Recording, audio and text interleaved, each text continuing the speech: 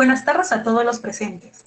Damos inicio a nuestro ciclo de conferencias virtuales de la Semana del Contador Público 2020, que se llevará a cabo hasta el día viernes 11 de septiembre.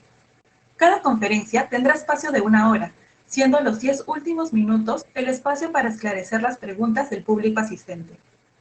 Sin más, damos paso a nuestra primera conferencia con el tema NIC 16 y el régimen de depreciación especial del Decreto Legislativo número 1488, con el expositor, el contador público colegiado Juan Carlos Uceda Vargas. Contador público colegiado con grado de maestría en Administración, con mención en Finanzas y estudios de doctorado en Ciencias Contables y Empresariales. Actual presidente del Comité Técnico Nacional de NII de la Junta de Decanos de Colegios de Contadores Públicos del Perú. Docente de la Facultad de Ciencias Contables de la Universidad Nacional Mayor de San Marcos. Se ha desempeñado como gerente general y contador general en compañías del sector agroindustrial, construcción, educación y avícola. Además, contamos con la presencia del contador público colegiado Mario Alfaro Luperdi, quien será el moderador. Contador público colegiado con especialización en instrumentos financieros, NIIF, Derecho Tributario y Auditoría Tributaria. Es gerente de auditoría con más de 15 años de experiencia. Secretario del Comité Técnico Nacional de NIIF de la Junta de Decanos de Colegios de Contadores Públicos del Perú, así como también del Comité Técnico de NIIF de Colegios de Contadores Públicos del Callao. Docente de pregrado y titulación, ponente y expositor. Le cedemos la palabra al señor Mario Alfaro Luperdi. Muchas gracias. Buenas tardes con todos. Agradecemos la invitación que nos ha hecho la Junta de Decanos para participar de esta semana en la cual la profesión contable celebra un año más de la profesionalización de la misma, ¿no? En esta oportunidad me encuentro, como ya lo indicó Sandra, al lado de Juan Carlos Uceda Vargas, quien nos va a tratar el tema de la NIC 16 y el régimen especial de depreciación, ¿no? De acuerdo a lo establecido en el Decreto Legislativo 1488. Como todos sabemos, la norma contable NIC 16, la cual tiene una serie de años ya vigente a nivel internacional, establece determinadas pautas sobre cómo es que se deben depreciar las famosas propiedades planta y equipo, ¿no? Término técnico que incluso motivó el cambio en nuestro plan contable general empresarial, vigente a partir del 1 de enero de 2020, y que ha generado una serie de opiniones, divergencias respecto a cuál va a ser el tratamiento ya desde el punto de vista tributario con la dación de este decreto legislativo 1488, que para en este caso Juan Carlos no va a hacer mención a ambas normas, tanto la contable como la tributaria, y nos va a poner en contexto de cómo sería la aplicación de la misma. Indicarle a todos los participantes que la formulación de preguntas se va a hacer al término de la exposición de nuestro ponente invitado. Cedo en este caso la palabra a Juan Carlos para que proceda con el inicio de la exposición. Adelante, Juan Carlos. Muchas gracias, Mario. Un saludo fraterno a todos los contadores públicos del Perú y que en esta semana de exposiciones sobre temas o asuntos técnicos que ha organizado la Junta de Decanos de Colegios de Contadores Públicos del Perú, pues todos puedan participar de la misma, ¿no? Bien, como mencionabas, Mario, vamos a tocar este tema TIC 16 y el régimen de depreciación especial del decreto legislativo número 1488. A propósito de las situaciones que se han venido presentando como consecuencia de las medidas tomadas por el gobierno nacional a consecuencia de la pandemia del COVID-19. De ahí que la pregunta que deberíamos hacernos es si realmente es el COVID lo que ocasiona impactos en los estados financieros de las entidades o es que son la consecuencia de las medidas adoptadas del gobierno en materia principalmente tributaria, las que obligan no solamente a los contadores, sino a toda persona vinculada al mundo de los negocios a hacer un análisis respecto de los impactos y establecer las reglas contenidas en las normas contables para poder expresar o exponer tal cual un reflejo de la realidad que surgen como consecuencia de estas medidas.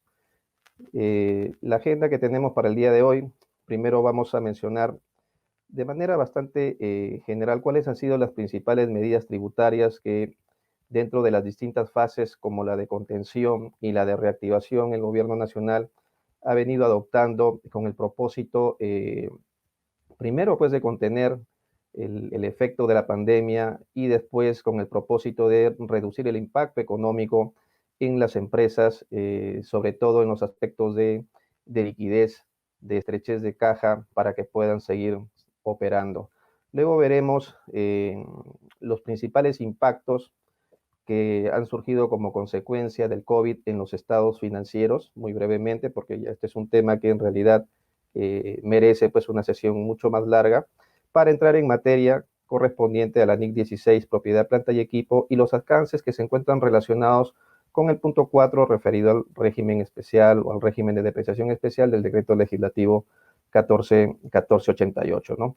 El cual juega de la mano también con otras normas modificadas, como por ejemplo el sistema de arrastre de pérdidas, el cual el sistema ha sido pues ampliado de 4 a 5 años para aquellas pérdidas que se van a producir a partir del ejercicio 2020, ¿no? Entonces, ¿cuáles han sido las principales medidas que el gobierno ha impulsado o ha dictado para poder, digamos, contener y luego reactivar e impulsar la economía? En diferentes áreas o aspectos, por ejemplo, tenemos soporte para las empresas, medidas como la del otorgamiento de los subsidios a la planilla y el aplazamiento de los depósitos de CTS, ¿no? Aquí, por ejemplo, tenemos un impacto referente a los estados financieros, como es el caso de los subsidios del 35% de las planillas, ¿no? Como una suerte de beneficio que tiene una incidencia pues con la NIC 20. Luego tenemos algunos aspectos tributarios referidos a las ampliaciones o las prórrogas en los plazos de presentación de la declaración jurada anual de impuesto a la renta, así como también de las declaraciones mensuales determinativas de las empresas que hayan obtenido en el año 2019 ingresos hasta por montos equivalentes a las 5.000 UITs.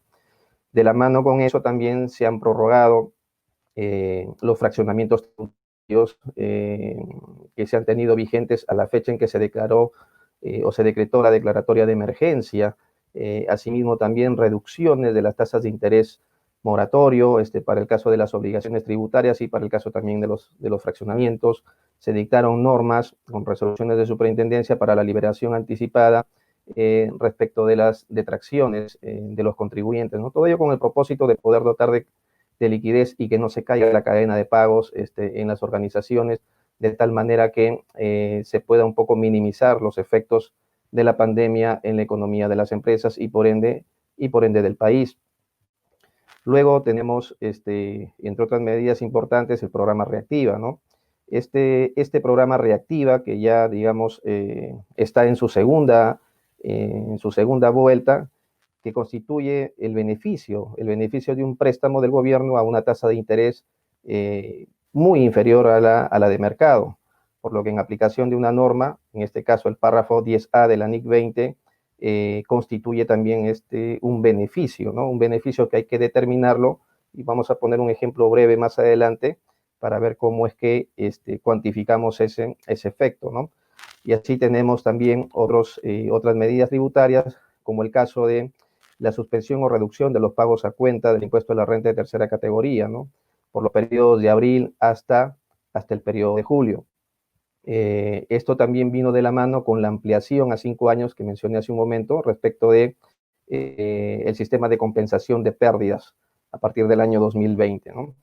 Y por último, tenemos justamente el tema que nos trae en esta reunión, que es el decreto legislativo 1488, el cual pues establece un régimen especial de depreciación y modifica también los plazos de depreciación desde un punto de vista tributario.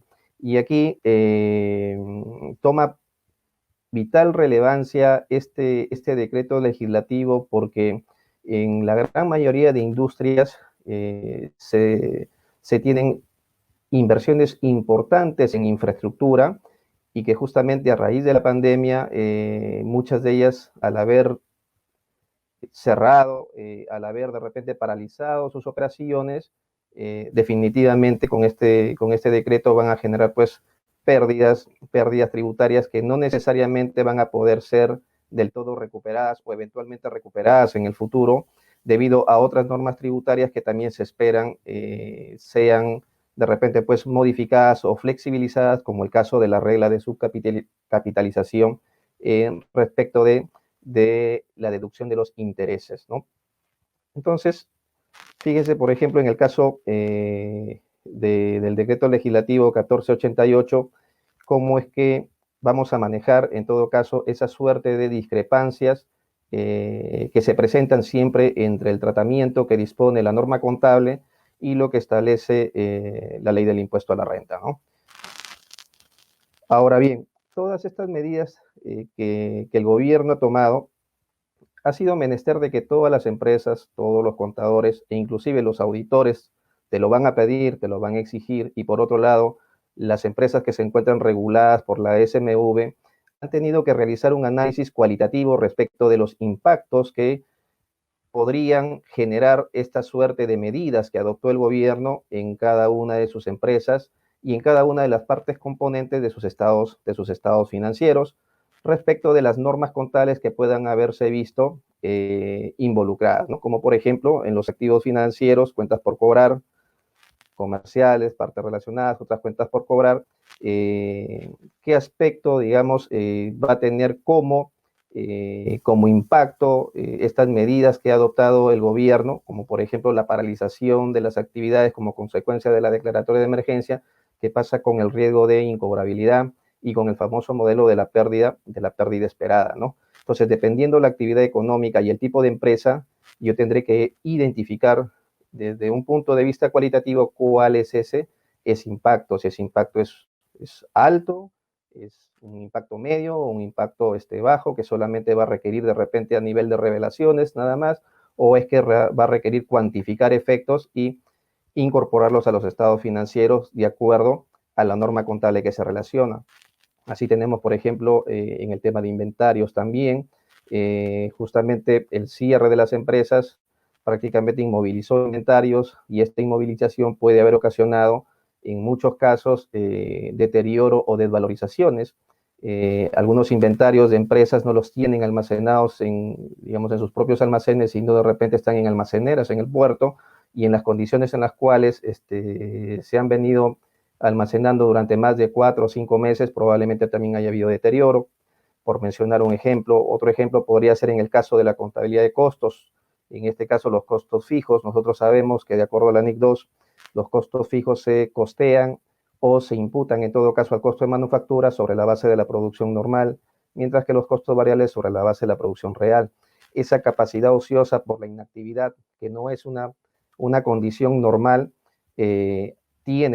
ha tenido un impacto, y por ende tendrá que evaluarse también a nivel tributario si es que ese impacto de capacidad ociosa constituiría pues una pérdida aceptada. Y no solamente a nivel del costo fijo de manufactura, llámese propiamente dicha el capital inmovilizado o la planta, sino inclusive también la capacidad ociosa en la mano de obra como elemento también del costo de producción, en tanto y cuanto las empresas hagan el registro y control de la capacidad ociosa también de la mano de obra.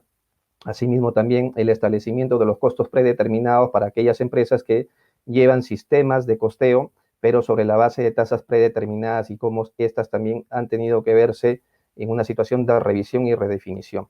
Y así irá el contador o irán las empresas estableciendo y analizando estos impactos desde un punto de vista cualitativo que han ocasionado estas medidas tributarias, ¿no?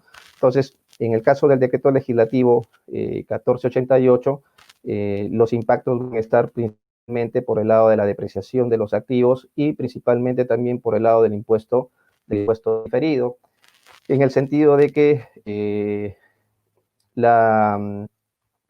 el acogerse a esa serie de beneficios justamente va a generar una suerte de ajustes o de modificaciones o establecimiento de nuevas diferencias temporales que se van a presentar al momento de medir, al momento de evaluar, verificar los valores contables versus valores tributarios, de acuerdo, bajo el método del pasivo establecido en la NIC 12, como consecuencias de este decreto legislativo 1488, ¿no? Entonces, por aquí vemos el tema de justamente de los activos por impuesto a las ganancias diferidos. Estamos viendo la evaluación de la recuperabilidad de esas pérdidas tributarias que tenemos, de las nuevas pérdidas que se generarían a partir del año 2020 y justamente las implicancias del decreto legislativo 1488, ¿no?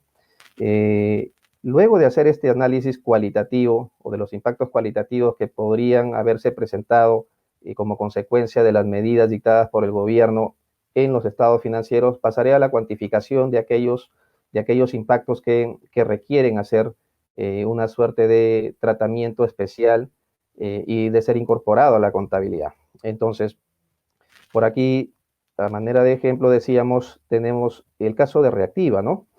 Fíjense, en el caso de Reactiva habíamos dicho pues que este es un beneficio de un préstamo del gobierno a una tasa de interés inferior a la de mercado. Entonces, yo tengo un préstamo de Reactiva a una tasa de 1.1%, mientras que en condiciones normales en el mercado, este préstamo, con las mismas condiciones, con los mismos colaterales, me costaría pues un 7.7%.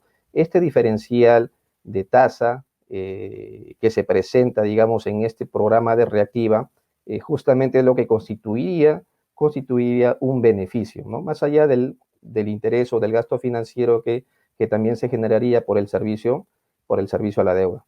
Entonces, básicamente esto constituiría un pasivo financiero porque es un préstamo y ese pasivo financiero se tendría que medir de acuerdo a lo que dispone la NIF número 9, ¿no? Entonces, y el beneficio de la tasa de interés inferior a la de mercado se tendrá que medir como la diferencia entre el importe en libros inicial, ¿de acuerdo? Del préstamo determinado conforme a la NIF 9 versus el importe recibido.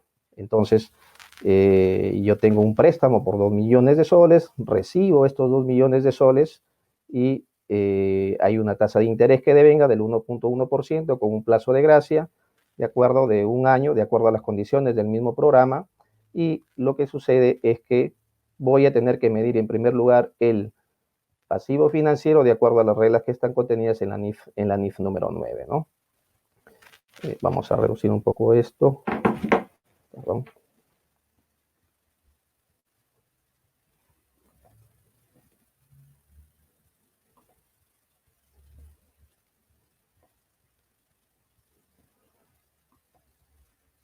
Bien, entonces decíamos que este beneficio del préstamo que proviene del gobierno, una tasa de interés inferior a la de mercado, se trata pues como una subvención, ¿no? Y adicionalmente, para efectos de medirlo de acuerdo a la NIF número 9, tengo los costos iniciales de la transacción, que básicamente constituye la comisión que, en este caso, la banca de segundo piso, COFIDE, es la que estaría comisionando o cobrando, ¿no? De tal manera que tengo que medirlo bajo el método de la tasa de interés efectiva y teniendo un préstamo de tasa de mercado de 7.7%, esta pues incrementa a 7.96%. Y así tengo el valor del préstamo, de acuerdo, el valor razonable del pasivo, esto es lo que yo recibo, el valor razonable medido, de acuerdo a la NIF número 9, y 291.000 constituiría mi beneficio, que en aplicación de la NIC 20 lo voy a tener que reconocer, pero diferir, ¿sí? Lo voy a tener que diferir en la medida que se va devengando en el tiempo. Construyo nuevamente mi calendario de servicio a la deuda, medido al costo amortizado bajo el método de la tasa de interés efectiva y redistribuyo ahora los costos de la transacción inicial, como ha sido el caso de la comisión cobrada por COFIDE, y determino mis nuevos valores cuota. El subsidio, que son los 291.319, justamente lo voy a tener que ir reconociendo como ingreso en la medida que esto va devengando, periodo tras periodo, en el periodo 1, periodo 2 y por último en el periodo 3. De tal manera que esta medida del programa Reactiva, fíjense todo el efecto que ha tenido que ser analizado, que ha tenido que ser evaluado y cuantificado para poder incorporarlo a los estados financieros. NIC 16, propiedad, planta y equipo. La NIC 16, como Mario mencionaba en la introducción, es una norma bastante conocida. Recientemente también ha habido algunas modificaciones por parte del IASB, justamente esta modificación que entra todavía en vigencia a partir del 1 de enero del año 2022, que está referida sobre todo a los ingresos que se generan antes del uso previsto de la maquinaria. Básicamente, que es los costos necesarios para probar si el activo está en funcionamiento de una manera correcta. En la norma que todavía que se está aplicando, esos ingresos se deducían del costo de la inversión. Lo que ahora se dice en esta modificación es que estos ingresos ya no van a deducir el costo de la inversión, y que en todo caso esos costos que se incurren en el periodo de pruebas van a tener que formar parte del pequeño costo de manufactura, y no se tendría que incluir en todo caso la depreciación, porque en ese periodo, como es un periodo de prueba, se entiende que el activo todavía no está funcionando o no está activado, ¿no?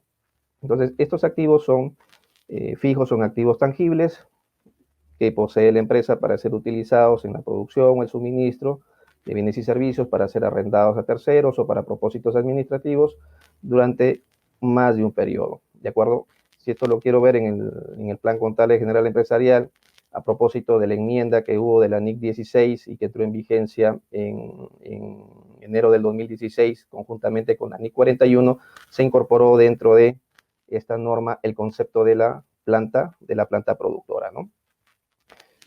Y justamente el concepto de la planta productora, que es una analogía similar a la que nosotros tenemos en una planta, en una infraestructura física, ¿de acuerdo? Se incorpora para el caso del tratamiento de estas plantas que producen fruto, básicamente los frutales, plantas productoras, por ejemplo, la planta de mango, la planta de naranjas, la planta del palto, todos los costos que yo voy incurriendo en las etapas de adecuación y preparación, siembra, y hasta 12 meses antes de la primera cosecha, constituyen el costo de la planta productora.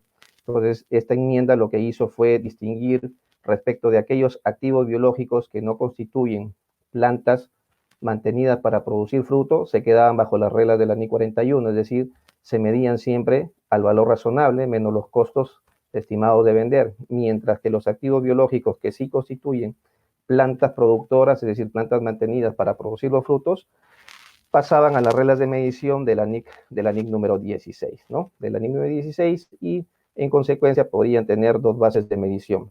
La medición inicial al costo y la medición posterior podría mantenerse al costo menos depreciación y deterioro, o poder cambiar al modelo de revaluación.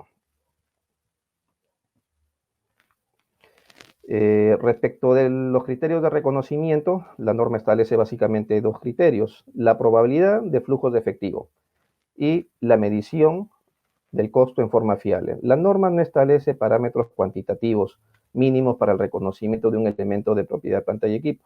Sin embargo, ya es decisión de la empresa al momento de definir su política contable de reconocimiento si es que combina estos criterios cualitativos respecto del reconocimiento con algún parámetro cuantitativo, porque siempre tiene que estar presente la relación costo-beneficio respecto de la política que yo voy a adoptar, ¿no?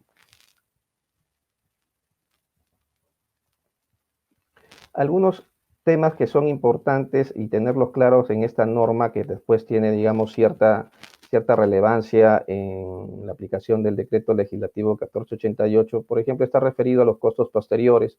Y en los costos posteriores yo tengo estos costos que son, digamos, necesarios para el mantenimiento diario.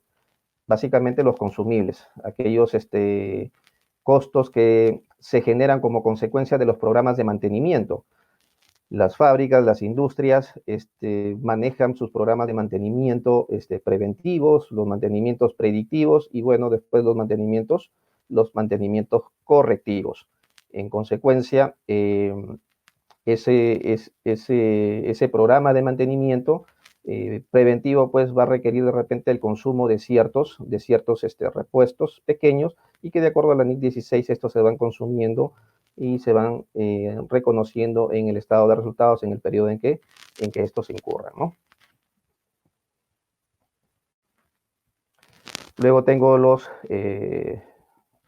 mantenimientos que suponen el reemplazo de activos o componentes de activos a intervalos regulares. La norma establece que yo puedo tener ciertos elementos que contienen partes, componentes cuyo costo puede ser significativo respecto del componente principal.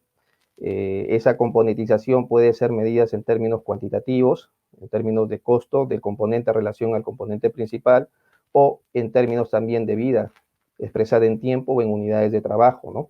Pueden ser vidas útiles distintas o pueden ser horas de operación también distintas, y la norma lo que me exige es que debo contabilizar por separado, componentizar, y en el momento que debo dar de baja la parte componente,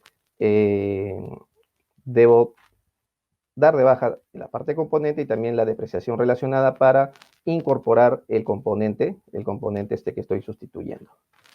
Entonces, este es un tema que tiene importancia porque muchas empresas ya aplican la componentización. Por ejemplo, en el caso de los edificios, yo tengo la estructura, lo que es el fierro, el cemento, el ladrillo, después tengo todo lo que son los acabados como otra parte componente, y puedo también tener las instalaciones, ¿de acuerdo? Las instalaciones del edificio. Entonces, hay que componentizar y hay que contabilizar por separado, ¿no? Hay que contabilizar por separado. Entonces, otros costos que se van a ir presentando, perdón, discúlpenme.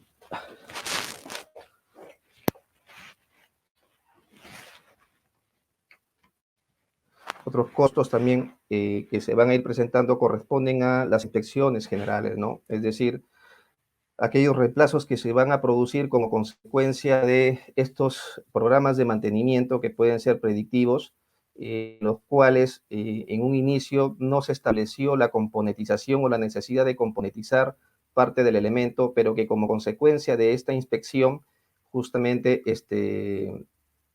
en términos de costo-beneficio, resulta más beneficioso a la compañía reemplazar mejor un componente en vez de seguir dándole mantenimiento, porque esto resultaría más oneroso para la misma, ¿no? Entonces, ¿qué pasa en este caso donde yo no componenticé y la norma me dice, oye, al reemplazar tienes que dar de baja el componente reemplazado? Entonces, entra ahí una base de medición que la norma me da o me sugiere a efecto de solucionar ese problema, y es que puedo utilizar el valor de reemplazo descontado al valor presente, ¿no? Descontado al valor presente. Entonces, esto es otro tema que, por ejemplo, también ocurre en muchas organizaciones, ¿no? Bien, respecto de la depreciación, ya sabemos que la depreciación es la distribución sistemática del importe depreciable de un activo. Este importe depreciable se distribuye a lo largo de toda la vida útil. La depreciación puede, digamos, estimarse sobre la base del tiempo o sobre la base del uso. Va a depender, digamos, qué base es la que mejor refleje el patrón de comportamiento del consumo de los beneficios económicos derivados del activo a efectos de poder establecer una u otra base, ¿no? Entonces, el importe depreciable es lo que básicamente voy a emplear para poder depreciar, y ese importe depreciable está dado por el costo menos el valor residual del activo, ¿de acuerdo?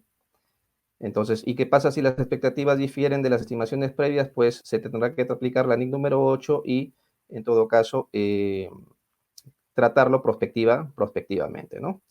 Y entonces, y así tengo el importe depreciable, como habíamos dicho, costo menos el valor residual, la vida útil que yo voy a establecer para el activo. Tengo que considerar pues la utilización prevista, el desgaste físico, las condiciones a las cuales va a estar sometido el activo, los límites legales para su uso también, y la obsolescencia técnica que se puede presentar por los cambios en la tecnología en el mercado, ¿no? Entonces tengo los dos métodos. El de línea recta tiene sus ventajas, es el más simple, ¿de acuerdo? La desventaja es que se asume que la utilidad económica del activo va a ser siempre la misma durante toda la vida útil del activo, y que los gastos de mantenimiento también van a ser similares, lo cual no necesariamente esto va a ocurrir o va a ser de esa manera, ¿no? Y el método de unidades de producción, como mencionábamos, esto sobre todo para aquellos activos que se deprecian en función sobre todo a su uso, ¿no? Aplicado sobre todo en aquellas actividades extractivas, como por ejemplo el caso de la minería, ¿no?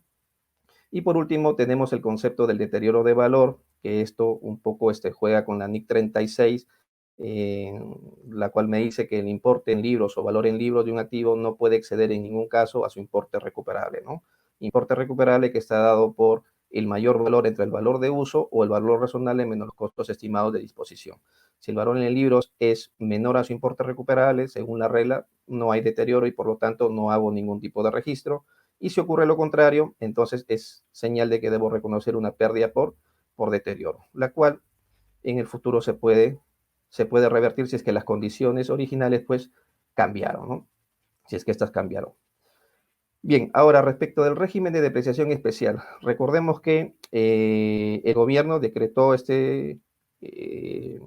ley, la 1488, y establece pues de manera excepcional y temporal un nuevo régimen de depreciación a partir del ejercicio gravable 2021.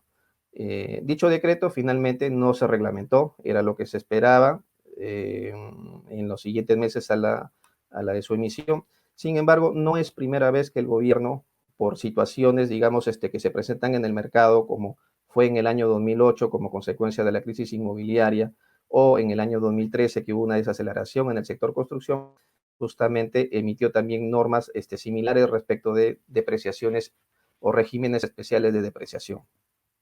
Entonces, aquí el tema un poco en discusión es si es que la aplicación de este decreto legislativo 1488 requiere o no requiere registro contable en cuanto a la depreciación. Recordemos que el artículo 22 del reglamento de la ley del impuesto a la renta condiciona la deducción de la depreciación a su contabilización en libros. Y aquí podemos mencionar dos enfoques. El primer enfoque, referido a que los activos que son distintos a edificios y construcciones, que no tienen porcentajes de depreciación fijo, sino hasta un máximo de estos, hasta un máximo de depreciación, están sujetas al registro contable, que es lo que tenemos en el artículo 22, ¿no? Entonces, ahí podemos mencionar que el artículo 11 de este decreto legislativo ha dispuesto la aplicación supletoria de la ley del impuesto a la renta y su reglamento. Entonces, aplicando supletoriamente, yo tendría que contabilizar esas nuevas tasas de depreciación para poder gozar de la deducción. Y de acuerdo con el informe 025-2014 SUNAT, el registro de activos fijos tiene una finalidad distinta a la del registro contable. Más que todo es una finalidad de control. Y el segundo enfoque es, digamos, que no requiere registro contable esta nueva depreciación para efectos de su deducción. Al tratarse de un régimen especial, solo requiere el cumplimiento de los requisitos establecidos, señalados en este decreto legislativo, como por ejemplo llevar las cuentas de control especiales y el registro de activos fijos con el detalle de los bienes y su depreciación, ¿no? Y aquí un poco pongo esta RTF, la 10-379-4-2013, respecto del régimen de depreciación de una ley especial, donde justamente en aplicación de esa ley especial no se requiere la contabilización de la misma para su deducción. Otro ejemplo que podemos mencionar es el 299, el artículo 18 para la depreciación acelerada del arrendamiento, la cual yo la puedo deducir para efectos de la determinación de la renta neta en la conciliación tributaria. No es necesario contabilizarla. Ahora, consecuencias de este decreto legislativo adicionales en el tema tributario está dado pues por el impuesto diferido. Recordemos que contablemente el tratamiento del impuesto diferido está en la NIC 12, la cual establece el método del pasivo para su contabilización, el cual se centra principalmente en las diferencias existentes entre los valores contables y los valores tributarios de los activos de una empresa, y pueden dar lugar a reconocer activos por impuesto a la ganancia diferida, pasivos por impuesto a la ganancia diferida, teniendo como contrapartida un gasto o un ingreso. Mientras que para efectos tributarios, el impuesto a la renta simplemente lo que me va a generar es un gasto por impuesto a la renta contra un tributo exigible, siempre y cuando haya habido renta neta imponible y ésta sea mayor a los pagos a cuentas realizadas en el ejercicio de las empresas, ¿no? Entonces, ya el artículo 33 del reglamento de la ley del impuesto a la renta nos habla de las diferencias temporales y permanentes, es decir, para poder manejar, para poder conciliar esas diferencias existentes entre el tratamiento contable y el tratamiento tributario de determinados eventos, hechos, condiciones o transacciones, y solamente nos dice que, salvo que la ley o el reglamento condicione la deducción al registro contable, la forma de contabilización de las operaciones no va a originar la pérdida de una deducción. ¿De acuerdo? Entonces, en consecuencia, yo no tengo por qué modificar mis registros contables, simplemente las discrepancias las soluciono pues en la conciliación tributaria, de tal manera que aplico tanto mis normas contables y también aplico la norma tributaria, y estoy cumpliendo con ambas normas. Entonces, esta depreciación podría generarme para el futuro la generación de pérdidas tributarias que voy a poder recuperar, que de acuerdo a las medidas del gobierno, el sistema en este caso se amplió de 4 años hasta 5 años para poder recuperar o para poder compensar, ¿no? Esto está establecido en el decreto legislativo 1481, de tal manera que ya no va a caducar al 4.º año este sistema de arrastre de pérdidas, sino que voy a tener un año más para poder recuperarlo.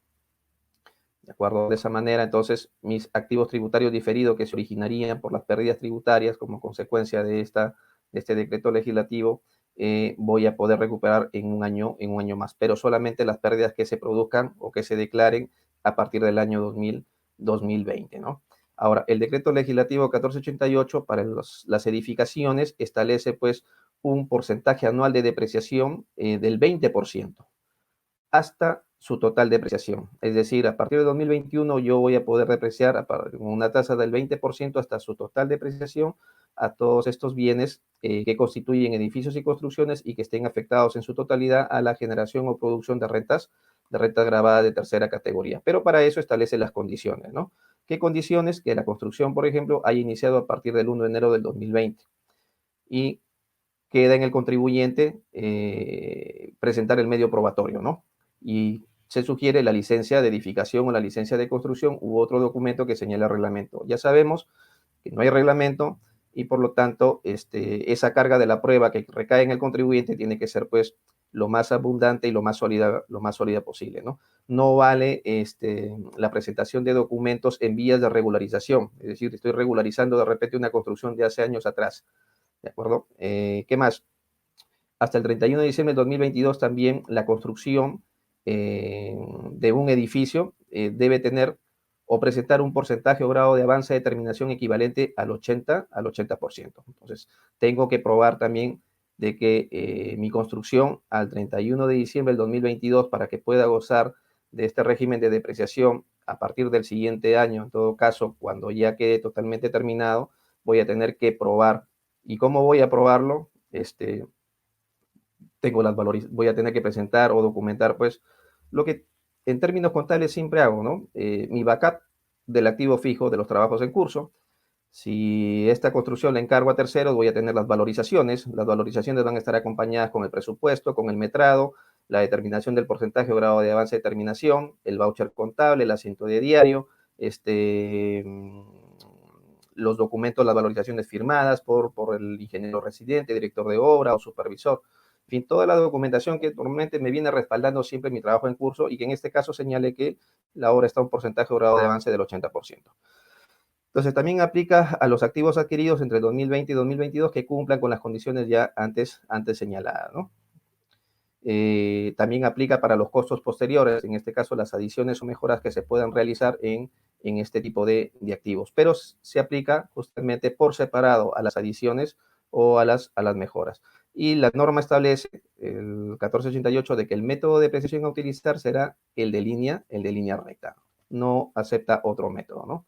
Entonces, lo que decíamos, la carga de la prueba recae en el contribuyente, no hay reglamento, entonces el inicio de la obra tendré que documentarlo en primer lugar con la licencia de edificación, los avances, voy a tener que documentarlo siempre con las valorizaciones, las cuales tienen en detalle el porcentaje o grado de avance de terminación, los informes, comprobantes de pago, voucher contable, los asientos de diario en los cuales voy acumulando, capitalizando los costos de la construcción, siguiendo los parámetros o los criterios también de la NIC número 2, inventarios, ¿de acuerdo?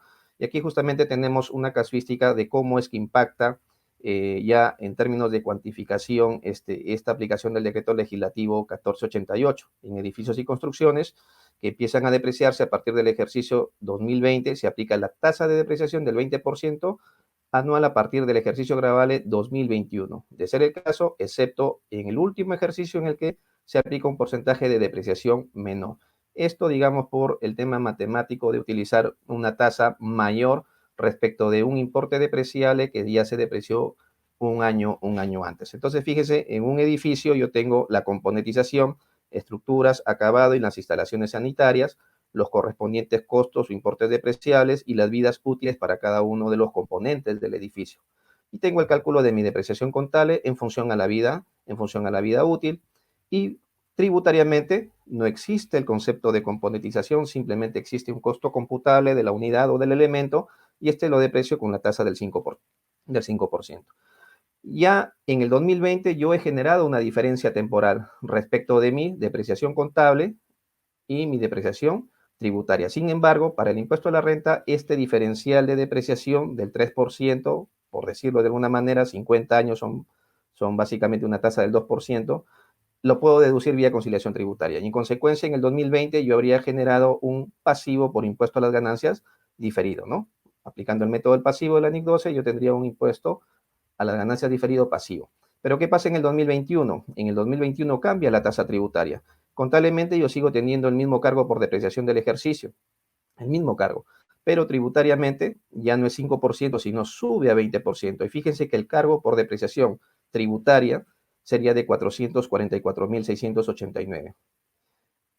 ¿De acuerdo? Entonces, ¿qué está pasando aquí? Está incrementando la deducción y por lo tanto va a haber un mayor ajuste en el pasivo por impuesto a las ganancias diferido en el 2021. Antes, el pasivo fue de 17.391. Ahora el ajuste es de 115.779. Sube de 17.391, ahora sube a 133.170. Y esto tiene como contrapartida, ¿qué cosa? Un gasto por impuesto a las ganancias diferido y me va a afectar también el resultado económico. Entonces, lo mismo ocurre entonces para otros elementos de activos según el decreto. Equipos de procesamiento de datos, maquinaria y equipo, y vehículos de transporte terrestre, ¿no? También se establecen una serie de mayores tasas de depreciación que van desde el 20%, 50% y 33.3% para los bienes que hayan sido adquiridos en el año 2020 o inclusive también en el año 2021, que se empezarán a depreciar a partir del 2021 con estas nuevas tasas. Tenemos, por ejemplo, aquí también el efecto en el caso de la maquinaria y equipo. Tengo una maquinaria también que la componentizo. De acuerdo a la NIC 16, tengo un componente principal, la pala y estructura, el sistema hidráulico mecánico, y tengo el importe depreciable, las vidas útiles para cada uno de los componentes, su depreciación contable, y por aquí tengo la depreciación tributaria, ¿de acuerdo? Tengo una depreciación tributaria y lo que se ha generado aquí es un impuesto diferido activo. Se incrementa de 10 al 20%. Y lo que ahora tengo es que voy a hacer un ajuste al impuesto a las ganancias diferido y deja de ser un activo por impuesto diferido y se convierte en un pasivo por impuesto diferido. La depreciación en los vehículos de transporte terrestre también se establece, digamos, unas depreciaciones mayores, pero en el caso de los vehículos, principalmente, que permitan promover o impulsar en este caso, de preservar el medio ambiente, ¿no? La reducción de los gases que producen pues, el efecto invernadero. Entonces, la administración tributaria acá trata de promover también de que se cambie de la tecnología en el caso de los vehículos. Por eso es que nos da mayores tasas de depreciación para estos casos. Y lo que, por último, tenemos es el régimen de depreciación también para las empresas del sector turismo, ¿sí? Las empresas o las agencias de viaje, donde aquí, a diferencia de los otros activos, no establece una tasa máxima, sino una tasa específica del 20%, ¿no? Del 20% para aplicarlos ya no hasta depreciarlo totalmente, sino solamente por los ejercicios 2021 y 2022. Entonces, del mismo modo, tengo yo el mismo ejercicio, paso del 5% de depreciación tributaria y paso al 20% por el decreto legislativo 1488 y el cargo por depreciación tributaria sube pues de 111.000 también a 422.454.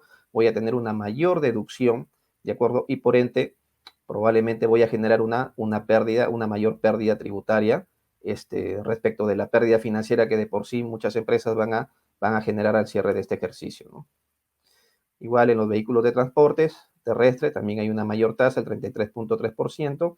Y aquí un poco me he permitido reflexionar respecto de un caso muy interesante. Existen en la selva, por ejemplo, empresas que se dedican a prestar servicios de turismo, paseos en embarcaciones de lujo. Sus principal mercado son clientes sofisticados que vienen del exterior, quienes compran sus paquetes turísticos hasta con 2 años de anticipación. ¿De acuerdo? Y esto en buena cuenta en este sector constituye una unidad de transporte, ¿no? Y tiene partes componentes, tiene un casco, tiene un motor principal, tiene los equipos auxiliares, tiene el casco de la cubierta 1, de la cubierta 2, motor principal, hay un motor auxiliar y los equipos propiamente dicho, y tienen también sus vidas útiles distintas una de otra por el tema de la componentización, y tributariamente la empresa, digamos, deprecia de la misma forma, ¿no? No hay ningún beneficio de utilizar las tasas máximas del artículo 22 o la tasa máxima del artículo 22 y deprecia también, es consecuente respecto de la estimación desde un punto de vista de la sustancia más que de la forma legal y no genera ningún tipo de diferencia temporal. Pero ¿qué pasa si es que aplica el decreto legislativo o aplicaría el decreto legislativo 1488? Entonces, generaría así una mayor depreciación tributaria, es decir, una deducción, en este caso, que nos obligaría a reconocer un pasivo por impuesto a las ganancias diferido, ¿sí? Y culminando, la norma establece, en el caso de la aplicación de porcentajes mayores, nos dice que si estamos utilizando alguna norma especial que goza de porcentajes de depreciación mayores a los establecidos, que sigamos utilizando esas normas, ¿no? Por ejemplo, el régimen agrario, ley 27360, que establece pues depreciaciones aceleradas para lo que es las obras de infraestructura mayor de riego, equipo de riego tecnificado, o el mismo decreto legislativo 299 para el caso de los leasing, en función al plazo de elaboración del contrato. Y por último, nos dice o nos habla respecto de las cuentas de control, ¿sí? Las cuentas de control, debemos mantener cuentas de control especiales respecto de los bienes en materia de beneficio, detallando los costos incurridos por el avance de obra de corresponder para el caso de los trabajos en curso, ¿no? Y ese registro de activos fijos también debe tener en detalle, de manera individualizada, los bienes que hemos acogido a este decreto legislativo 1488.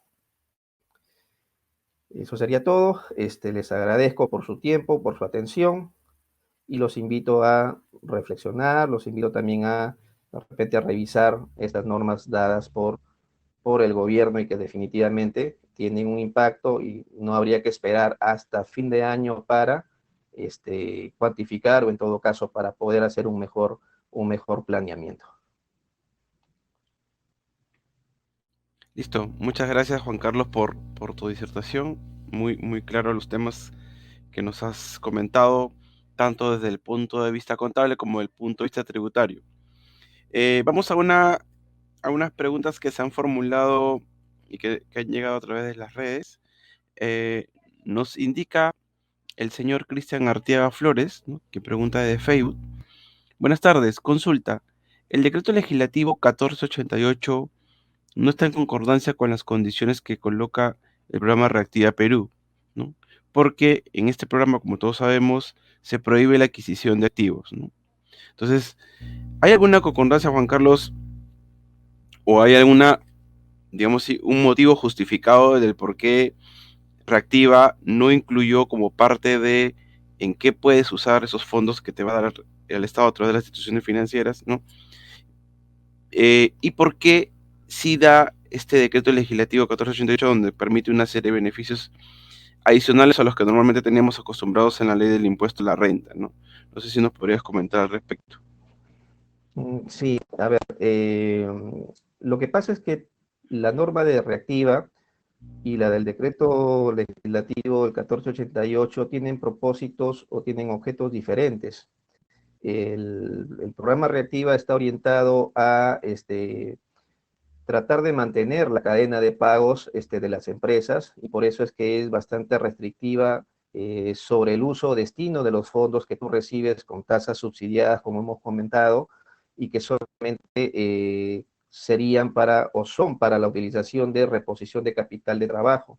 Y dentro de esa reposición o como concepto de capital de trabajo, básicamente es las obligaciones con proveedores, las obligaciones corrientes con los trabajadores, eh, pero no hay nada del tema, por ejemplo, pago de dividendos para los accionistas, ni tampoco inversiones. Es básicamente reposición de capital de trabajo. Entonces, una norma viaja en un sentido, y la otra norma, que es el del régimen especial de depreciación, justamente es para un poco minimizar el impacto de la estrechez de liquidez y de promover también la inversión de estas empresas en activos inmovilizados, o culminar aquellas inversiones que iniciaron justamente en enero de este año, que no necesariamente se han financiado con capital proveniente de los bancos, sino también muchas de ellas se financian con fuentes que provienen de sus partes relacionadas.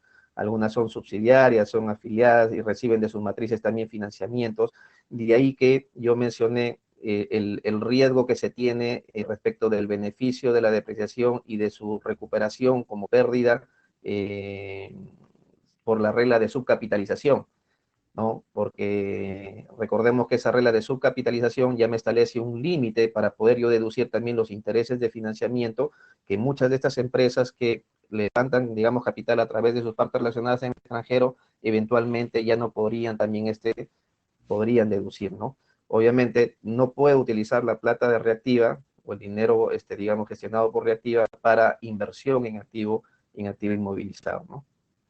Exacto, esa es la idea, como lo has comentado tú, de lanzar de que el Estado haya lanzado este programa que forma parte de la reactivación económica que se está dando, ¿no? Y obviamente, si lo que se busca es mantener una cadena de pagos, ¿no? Que no se corte y que obviamente nos pueda conllevar a o a incrementar en este caso la desaceleración económica, pues por eso que, como tú dices, van por caminos diferentes, ¿no? Uno relacionado a la reactivación económica y a mantener cadena de pagos, y la otra va a que las empresas puedan con esto beneficiarse y poder de tener una utilidad del ejercicio al momento de efectuar la determinación de la renta, a efectuar un menor pago, ¿no? Con una mayor reducción de gasto, ¿no? Nos consultan también que si bien es cierto, este decreto legislativo, como lo comentaste en tu exposición, aún no se ha reglamentado, consulta a Wilmer LJ, ¿no? ¿Cómo es que ha entrado en vigencia? ¿No? No sé si podrías un poco explicar el tema o explicarle a Wilmer y a todos los que están conectados que obviamente este tema de la aplicación de las normas por código tributario tienen una naturaleza ya establecida como tal, ¿no? Claro, en realidad, justamente el tema de la reglamentación es lo que se está esperando para poder dilucidar algunas situaciones que no quedan del todo claras respecto de si en el caso de las depreciaciones o de las nuevas depreciaciones con tasas máximas, su deducción, en buena cuenta, el acogimiento a su beneficio estaría condicionada a su contabilización.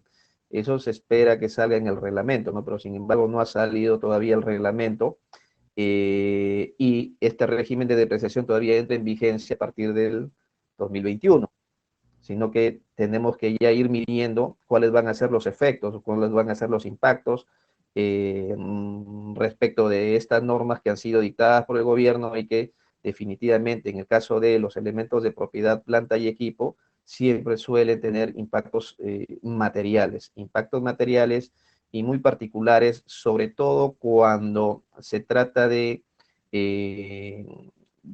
activos fijos que siguen las reglas de medición de la norma contable, como por ejemplo la componentización, ¿de acuerdo? Cuando sigue la componentización, entonces, o cuando han adoptado NIF y han asumido el costo atribuido, ¿de acuerdo? Como nuevo valor del activo, y cómo es que este genera también esta situación de discrepancia y cómo llevar los impactos de las diferencias que se presentan entre el valor contable y el valor tributario.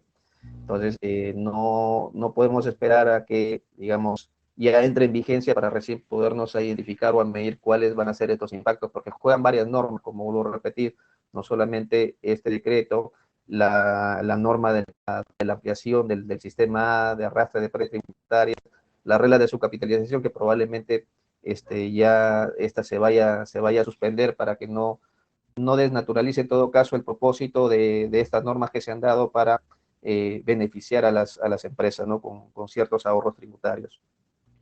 Exacto. Y como también lo comentas, y un poco para complementar lo que has comentado, la norma 10 del título preliminar del Código Tributario precisa que, en teoría, las normas entran en vigencia al día siguiente de su publicación, salvo que la misma norma establezca cuándo va a entrar en vigencia, ¿no? Y esta, obviamente, ha establecido un periodo que es el 1 de enero del 2021, ¿no? Y como obviamente dicen también nuestros amigos abogados, sin reglamento, la norma en realidad es letra muerta, ¿no? No existe, porque en la reglamentación es donde se configuran determinados hechos y supuestos para la aplicación de la norma, ¿no? Juan Carlos, nos has comentado este tema de la NIC 16, ¿no?